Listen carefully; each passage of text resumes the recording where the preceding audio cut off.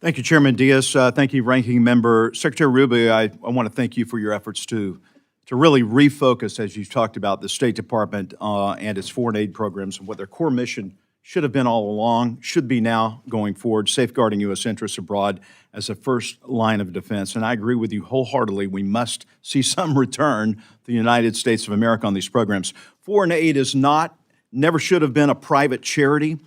While we lap the world in humanitarian aid, we have to make sure that these taxpayer funds are spent in accordance with security needs.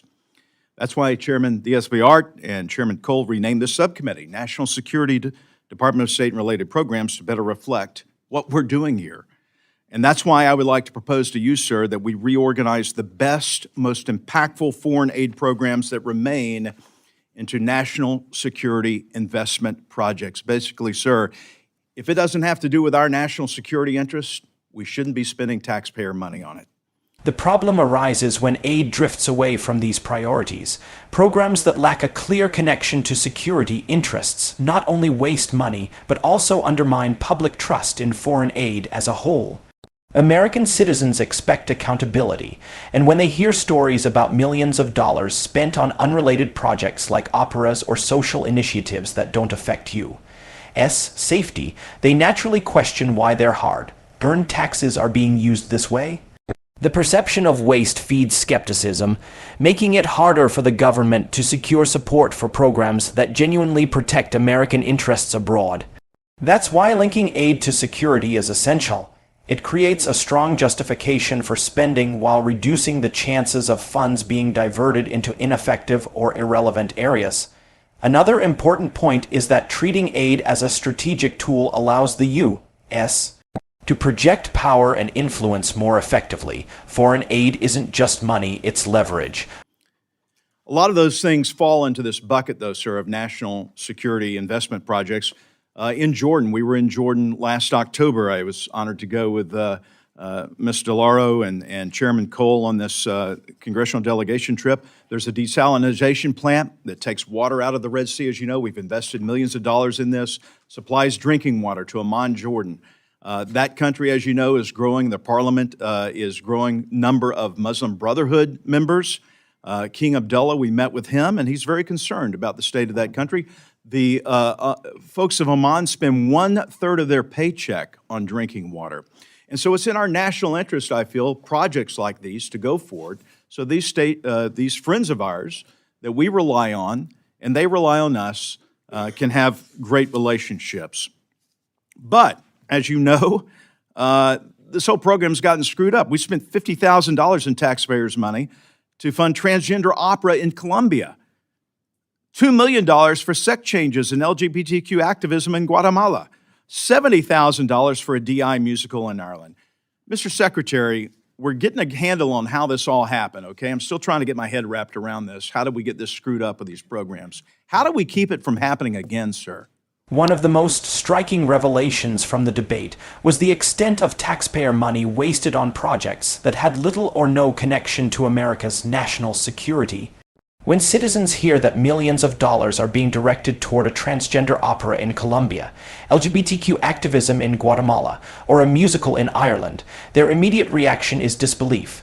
The idea that $127,000 was allocated to a YouTube channel about big cats raises even more eyebrows.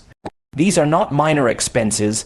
They are significant sums of money that could have been used to reinforce genuine security partnerships, support allies in crisis, or strengthen America's defenses. Instead, they stand as examples of how a lack of oversight and accountability in foreign aid programs can turn well-intentioned policies into symbols of waste. The core problem with these questionable projects is not just the money itself, but the absence of ownership and responsibility within the system. When no one at the State Department is willing to step forward and say, "This program is mine, and here is why it matters to you." Security.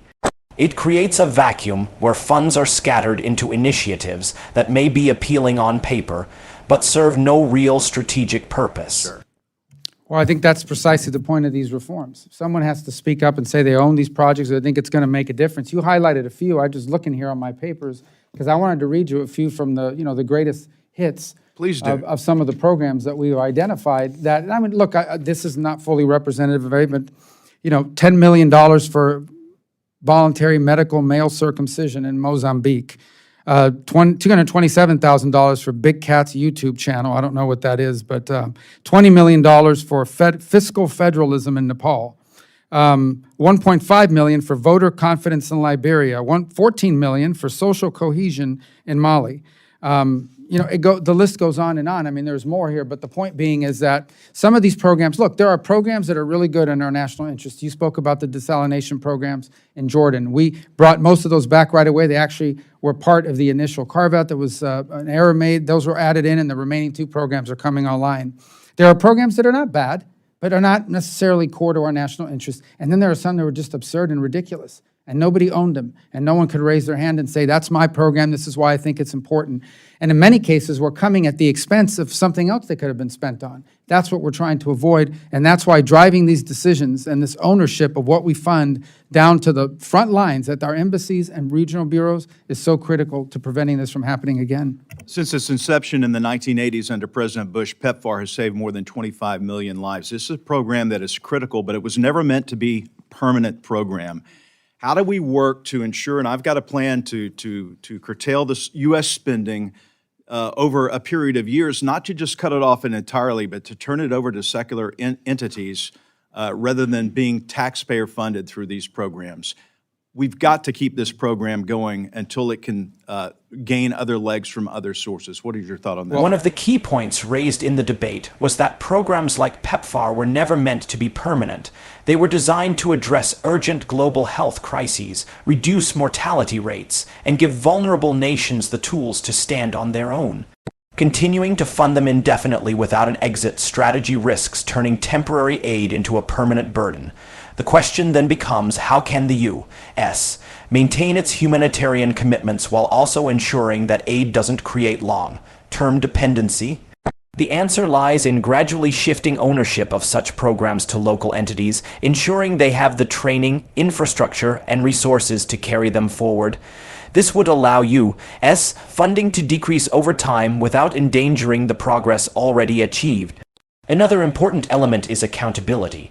While PEPFAR is widely regarded as successful, the broader issue is that not all programs deliver the same impact. For every life-saving initiative like PEPFAR, there are projects that fail to demonstrate meaningful results. This makes it even more crucial to separate programs that are truly indispensable from those that are not aligned with U.S. interests. Taxpayers should not be expected to indefinitely support programs abroad if there is no clear strategic or humanitarian justification. What is your thought on that? Well, 85% of beneficiaries under PEPFAR are back on and have been, so that's the good news. You're right about the program, and that is that ideally, foreign aid and development programs are programs that end, and they end because they achieve their goal. And the goal here is to either A, end the transmission of the disease, which is critical, and also to improve our partner capacity, basically the nation state's ability to deal with it themselves. What cannot be the foreign policy of the United States is that we are, for an undefined period of time or in perpetuity, we're going to fund every great cause on the planet. We just can't do it. We can't afford it. And we're not going to continue to do that. We can't continue to approach foreign aid in that way.